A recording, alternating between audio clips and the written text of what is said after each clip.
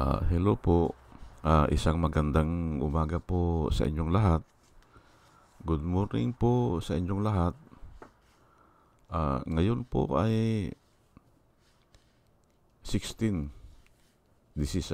ng Nobyembre 2024.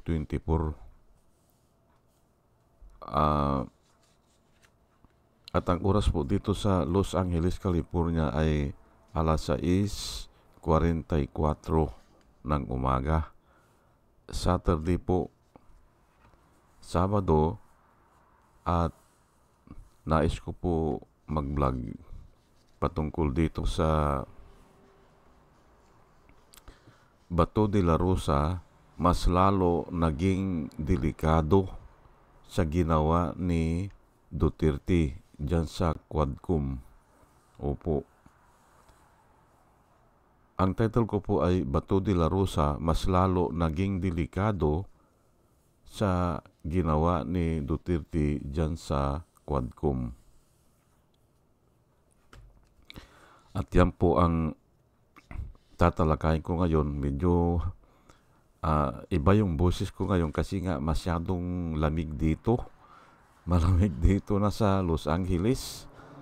Ay nag-stationary jogging muna ako dun sa labas. Opo, bago ako mag-vlog dito. Kaya naiba yung boses ko. Pero mamaya yan mga kababayan, mga minamahal, ay babalik na siguro yan. Malamig lang talaga eh.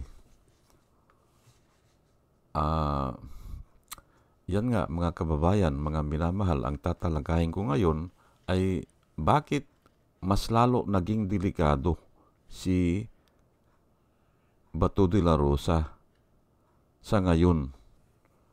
Opo. At bago ako magbigay ng mga Bible verse ay hayaan nyo muna na as usual ay dinidiscuss ko muna kung ano yung pangyayari. Opo. Una ay nakita natin na kahit na hindi aminin ni Duterte ay talagang mahina na siya. Mahina na siya physically, mentally, o emotionally, at lalo na dun sa puwersa na dati niyang hinahawakan.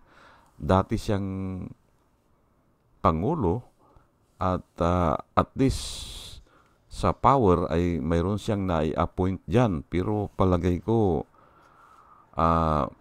magdadalawang isip na rin yan.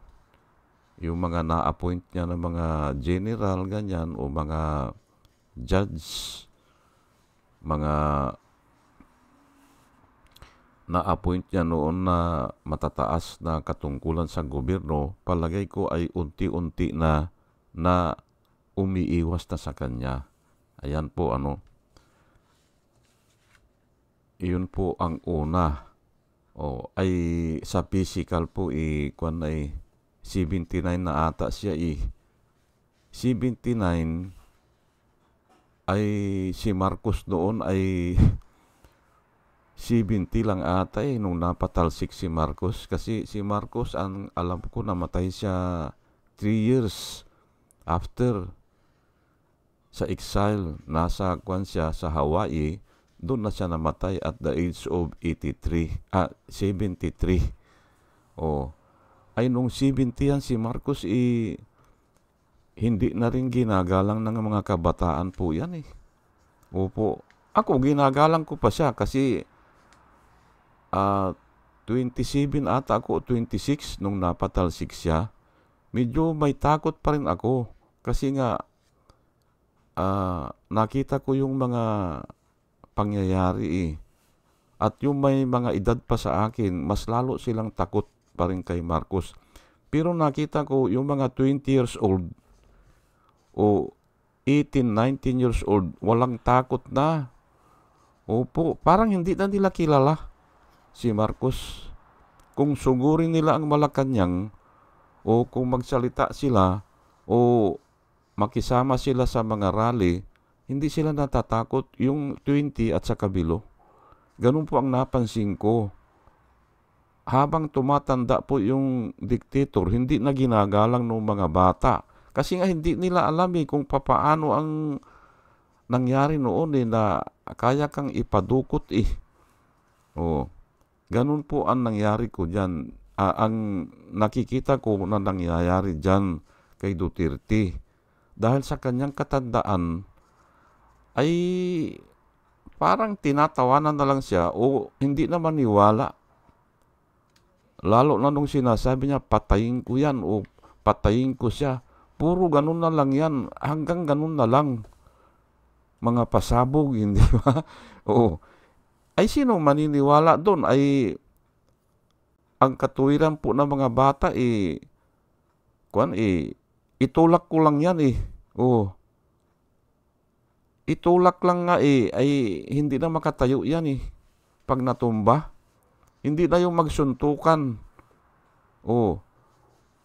Magsagupaan na lang. Itulak lang yan Hindi ba? Tapos pag natumba na, dadaganan na. Ganun po ang sinasabi ng mga bata. Yung mga 20 years old, pag natumbayan ka niya, dadaganan ko lang yan. Hindi na makatayo yan pag natumba. Ganun po yan. Nawawala ng believe o nawawala yung respeto kasi nga medyo may kaedaran na at kung ang pag-usapan ay yung lakas ay talagang hindi na biyang comparison na kung ikumpara mo sa 20 years old. Yan po ang sinasabi ko sa inyo. Ngayon, at hindi lang po yan.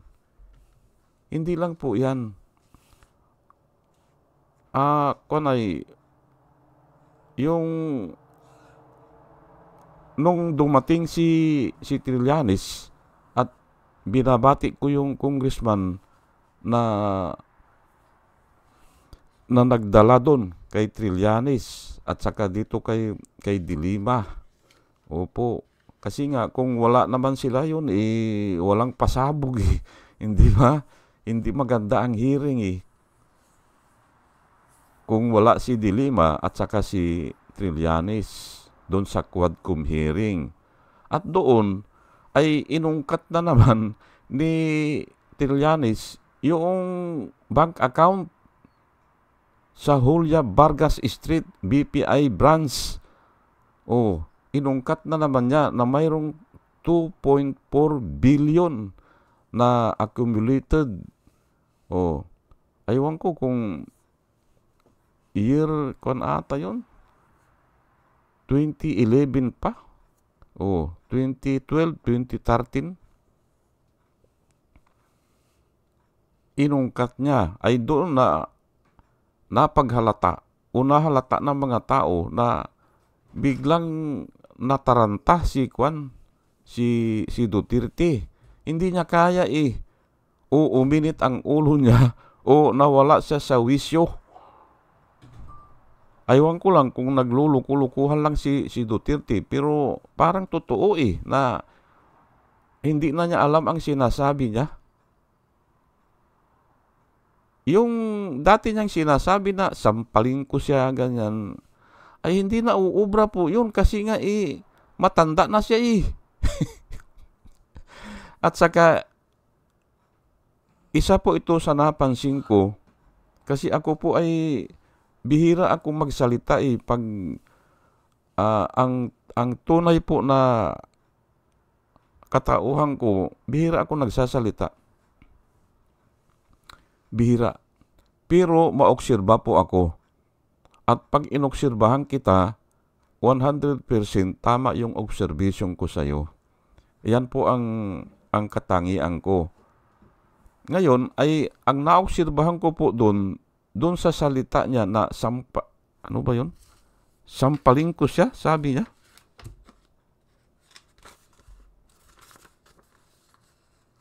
Sampaling ko siya. Yun ang kanya Yun Ano ang kapalit? Sabi niya, sampaling ko siya. Sabi niya, sampaling ko siya. Ay, tinitignan ko yung action niya, pati yung pagsasalita niya, malambot po eh. Malambot. Walang, aywan ko lang ha, kasi hindi ko naman siya kilalang personal eh. Pero sa haba po nung hearing, makikita mo po doon kung ano ang ugali niya, ano ang style niya. Ay mahaba na po yung hearing eh. Kahit na yung 1 oras lang siyang magsalita dyan eh, makukuha mo na eh. Ito para pong bakla. Opo, lalo na nung inambaan niya si Kwan po, si Dilima, doon sa tabi niya, gumanon siya. Ay, para pong bakla yung ganun eh. Opo, ay hindi po ginagawa ng matino na tao yan kasi nga babae yun eh. Oh. At lalo na nung tinanong yung aywan ko sino yung congressman na yan na tinanong siya na sir, baka pwede na idadrop na namin yung waiver at pirmahan na rin ngayon. Anong kapalit? Sabi, anong kapalit? Ganun po eh, parang bakla eh. Sampaling ko siya, sabi niya eh. Ay hindi. Yan po ang naobserbahan ko. Opo. Hindi po gawa ng yung sabihin natin na matatag na lalaki, yung ganun. Kasi sa lalaki kasi hindi sampalan eh. Kung hindi, bugbugan yan o suntukan. Bihira po yung sampalan. At obserbasyon ko po, halos lahat ng nagsasalita ng sampalan, parang binabai. Opo. Ang sampal kasi ay customary yan ng mga babae. Ganun po.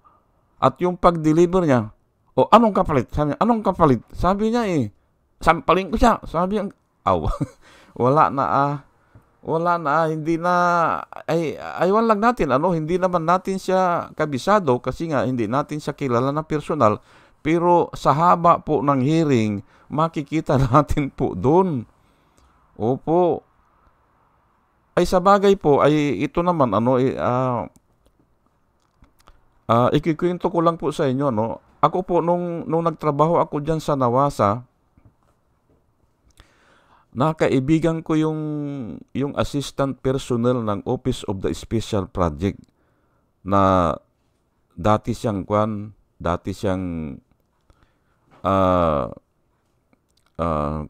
stewardess po ng ng Philippine Airlines. Ay magaang ang loob niya sa akin kasi yung apelyido ko pamilyar sa kanya. Ay bakit kako? Ini-interview niyo ako sa trabaho.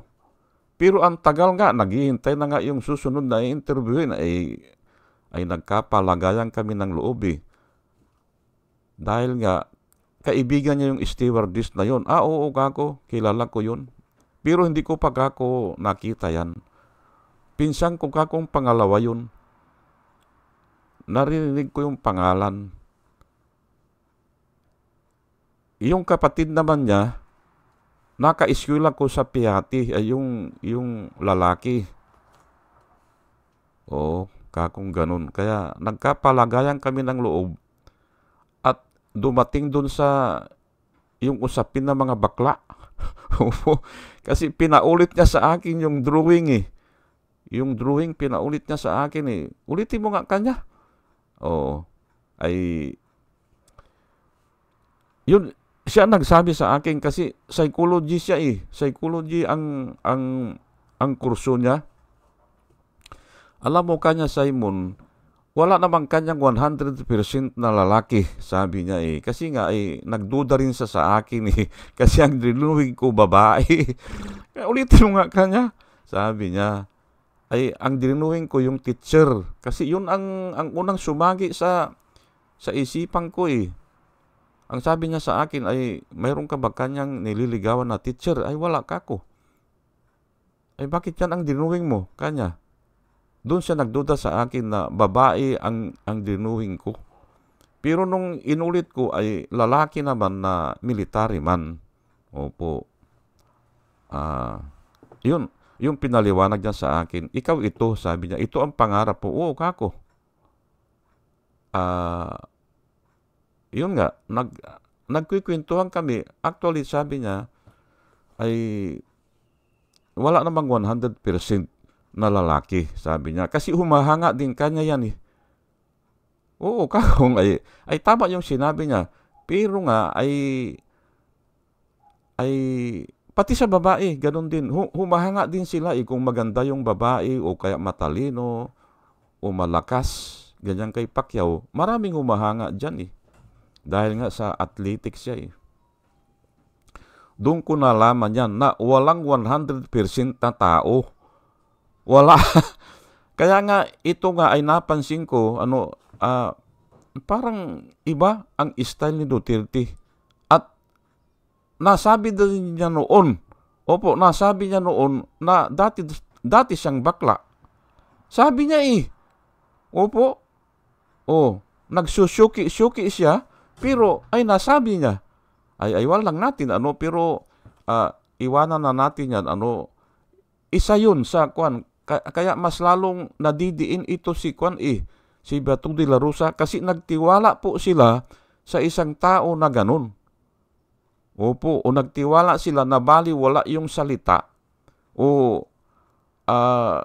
dual personality o hindi natin alam talaga.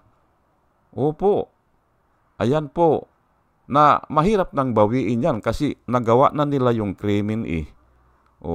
Naniwala sila na aayusin ang bansa, hindi ba? Pero hindi ako maniwala dun eh. Kasi nga nagbabasa ako ng Biblia. At yan nga kanina, may sinagutan ako dun sa isang vlogger, si Dimjus. Sinagutan ko, iyan din kako ang pinagtataka ko kay Abante. Bakit sila ay nabudol o bakit siya ay nabudol? Ay magaling na pastor po yan. Na-member ako dyan sa Alcobar. 2 years, 2006 hanggang 2008. Yung pastor namin doon ay isang civil engineer. Magaling yan. Magaling ang mga turo nila at wala naman silang tinuturo na blackboating. Hindi po tinuturo yan. Bahala ka. Pero ipapaliwanag lang nila kung ano ang criteria. Ganun lang. Pero naniniwala ako na nag-deliver siya ng 6,000 votes kay Duterte. Kasi nga, ginagalang din namin ang mga pastor namin eh. Pero wala po na pilitan. Ganun po yan sa Baptist. At ganun din sa ibang Baptist na wala eh. Ang kuwanga ng Baptist ang tawag namin dyan ay autonomy. Yung isang pastor, may autonomy siya dun sa grupo niya. Ganun po. Yan ang maganda sa Baptist. Opo. At ang nagturo sa akin naman doon sa Jubail, Saudi Arabia, taong 1994 hanggang 96. Doon ako na born again. Kwan na ngayon, almost 30 years na. Halos karamihan ang nagturo sa akin doon kasi kwan sila nagsama-sama sila eh. Pero Pentecostal yung grupo namin. Pero karamihan doon Baptist. Ang gagaling nila magturo. Opo. Yung nga isa, ang pangalan niya, Brother Danny eh. Isa sa kwan eh. Isa sa senior. Opo. Doon ako natuto sa mga turo niya. Na isang Baptist, pero galing ng Bisaya. Ayan po ang ma-share ko lang sa inyo. Pero bago ako magtuloy-tuloy ay hayaan nyo muna na batiin ko muna itong batch number 2 po ng mga kwan natin, mga sumusubaybay sa atin o nagko-comment o nagla-like. Salamat po sa inyong lahat. Ito po sila, si Pussycat, si Doris May, si Antonino, si Roniel, si A.B. Cumpio, Joey Valenzuela, Third, pangatlo, user NB, Parot, Pabs Naranja, Rumir Soldier, Padua Lloyd Travier, Adri Senario, Jonah Canao, Rosana Kawili, Ber Orozco, Ernie Caliago, Christine Joranas, Digna Umali, Julie Antan, Jose Labier Niabot, Andy Gimpao, User GH, RC Guillermo, malamig ata, ay isara ko muna itong bintana ko. Sandali lang po ha.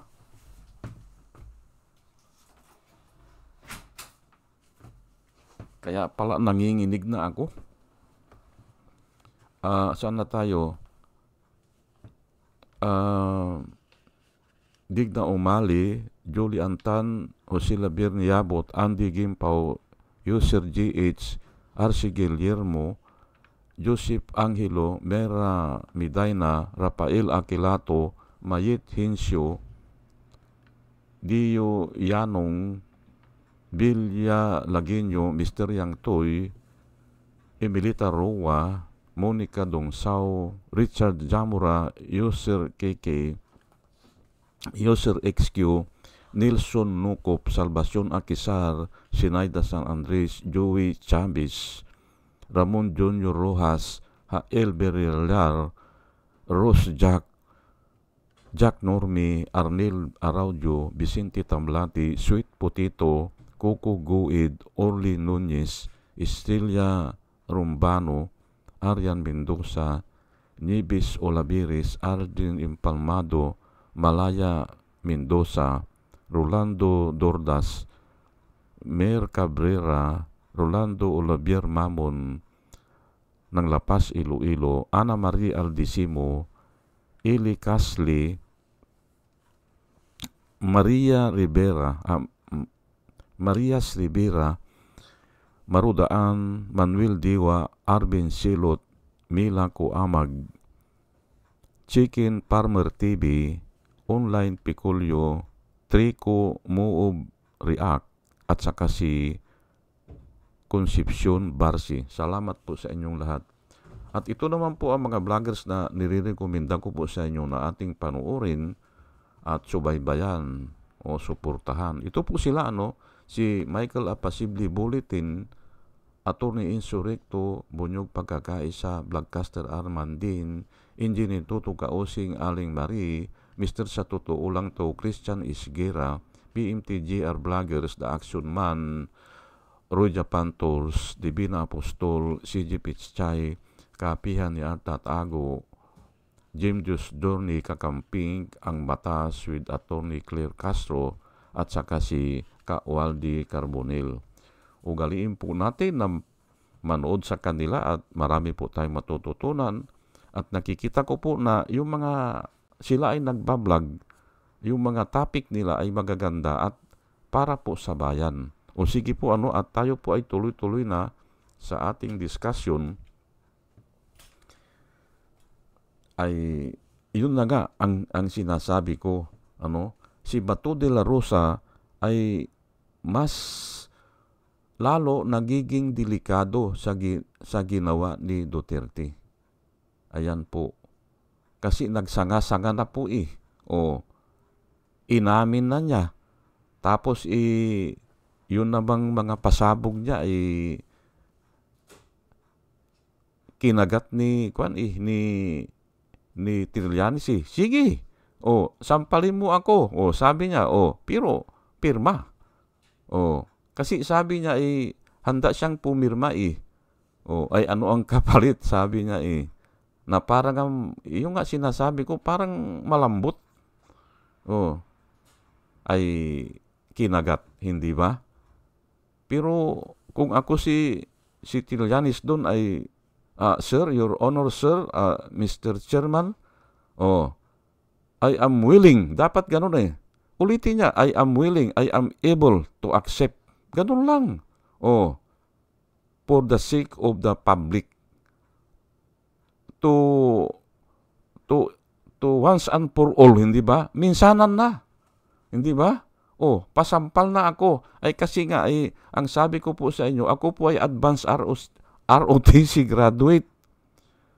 Ay hindi ko na mabilang kung ilan ang palo noon sa akin Diyan sa advanced ROTC graduate na yan, yung advanced ROTC, sisiw lang po yung sampal. Napakadali niyan. At saka yung physical na yan, ay araw lang yan. 3 araw, wala na yan Pero yung ipapakita niya para sa publiko, yung po ang mahalaga Kaya dapat ang sabi niya, Sir, Your Honor, Sir, Mr. Chairman, I am willing, sabi niya, I am willing to accept the challenge. Ganun lang. I am able, I am willing. Ganun lang. Tapos tayo na siya doon sa harapan, hindi ba? Pasampal na siya, pero pipirmahan. Ganun, pero palagi ko hindi papayag din si Duterte kasi nga ang sabi niya ay, sir, sabi niya joint account kami ng asawa ko, ayun na, hindi ba? At nung panghuli ay ang sinabi niya ay adi buklatin nyo rin yung kanyo, yung bank account nyo, o kaya mag-waiver din kayo. Ayun, pumalag ata yung 1 o 2 congressman, payag kami, sabing ganun na mag-waiver din sila Ay, pero hindi rin, kung lang yun po, yung parang, kung lang niya, yung parang, hindi naman pasabog ang tawag dun yung parang, kung lang, yung bluff lang po yun. Ayan, kaya nga mas lalong nadidiin ngayon dito si Bato de la Rosa. At ngayon, nagbigay na po ng issue. Nag-issue na po ang Malacanang sa pamamagitan ni Bersamin, hindi ba? Na ready na sila na makipag-cooperate kung Interpol ang huhuli. Tutulungan na nila. Yun ang sabi nila ngayon. Ayan na nga. Di ba? Ay ito na. Ibibigay ko na po ang Bible verse. Psalms 46 verse 2 hanggang 4. I will praise the Lord all my life. I will sing praise to my God while I have my being. Habang nabubuhay ako, kanya ay magpupuri ako sa Panginoon all my life, sabi niya. Put not your trust. Ayun, introduction lang kasi yun pero ito ang ibig niyang sabihin. Put not your trust in princes, in mortal man who cannot save. Ayan po ang sinabi ni David. Ayan ba ang ginawa ni Bato? Ayan nga ang ginawa niya Nag-trust siya doon sa presidente o doon sa mayor. Pero ang nakasulat po, kaya nga po kung nagbabasa kayo ng Biblia, magiging maingat kayo Put not your trust in princes, in mortal man. Mortal po yan mamamatay din po yan Who cannot save. Sinigurado ni David na wala yan, sabi niya. When his spirit departs, ito ang reason kasi nga ang Biblia hindi namang nagsasalita na walang reason When his spirit departs, ang ibig sabihin pag namatay na, hindi ba? He returned to the ground. On that very day, his plans perish. Kaya yan nga ang sinasabi ko na mas nadidelikado ito si Bato de la Rosa kasi nga medyo may kabataan pa siya Hindi ba? Bata pa siya Ay ito si Kwan nakikita natin na dispalinghado na ito At lalo na kung namatayan o kaya humina yan. Wala nang pwersa yan Yan po ang sinasabi ko.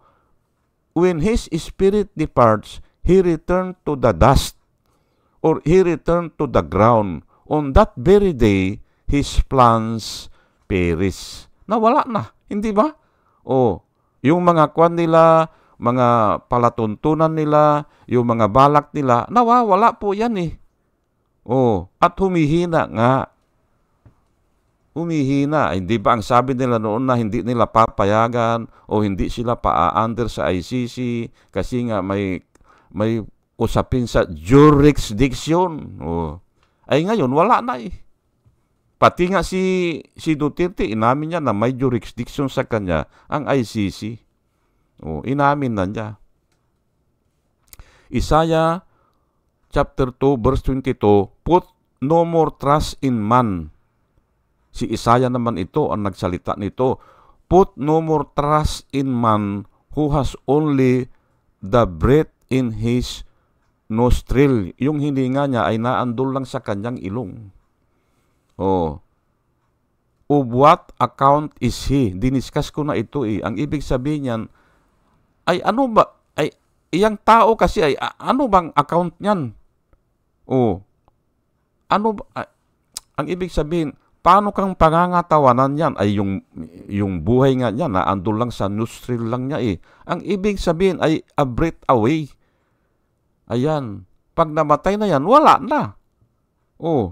Wala na siyang account. Ang ibig sabihin dito ay wala na siyang pananagutan. Ganun po yan. Ay doon umaasa si Bato, hindi ba? Doon siya umaasa sa kapangyarihan ni Duterte. Ay mawawala nga yan eh. Yan po ang ibig sabihin yan. Proverbs 29:25. The fear of man is a snare. Yung takot daw ng tao ay parang patibong yan. The fear of man is a snare. But whoever trust in the Lord is set securely on high. Ayan po. Doon po tayo magtiwala sa Panginoon. Doon po tayo magtiwala. Of course, kung nagtitiwala ka po sa Panginoon, ay hindi ka makakagawa ng malaking kasalanan. Kasi may guidance na nanggagaling po sa Panginoon. Kung bumabasa kayo ng Biblia, kung nakikinig kayo ng mga aral ng Biblia, o may nagtuturo sa inyo, o minimeditate nyo, mahirap kayong magkasala na yung nakamamatay. Ganun po yan. At mayroon kayong wisdom na nanggagaling sa Panginoon para hindi kayo malinlang. Yung ang sinasabi ko kanina bakit nalinlang ito si Abante? Na ang galing ng mga baptist. Dapat hindi kayo nalinlang. Hindi ako nalinlang eh. Opo, ni Duterte kasi nga ang sabi niya ay in 6 months eh. Ay paano yan? Ay adi ang Diyos pala o si Kristo hindi na dapat bumalik dito kung kaya niyang ayusin yan. Hindi ba? Problema po talaga yan habang ang mundo ay mundo. Pero hindi po yan ang pinunta dito ni Jesus Christ. Ang kaluluwa po ng tao ang pinunta niya dito.